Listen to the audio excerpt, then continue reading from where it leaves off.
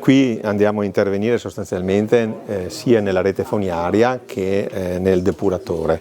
La rete fognaria sarà interessata nelle due frazioni La Bella di Follina e nella frazione Premaor di Miane. Caleremo sul territorio un investimento di quasi 4 milioni di euro, dei quali però una buona parte arrivano dal contributo regionale, che anzi approfitto per ringraziare la Regione per il loro aiuto dal punto di vista, diciamo così, della contribuzione, perché caleranno loro sul territorio un contributo di 400.000 euro e dal PNRR arriveranno 1,4 milioni. Interverremo poi anche sul depuratore di Follina, quindi realizzeremo un nuovo depuratore. Anche qui l'intervento è abbastanza sostanzioso perché prevede un costo di circa 2.300.000 euro.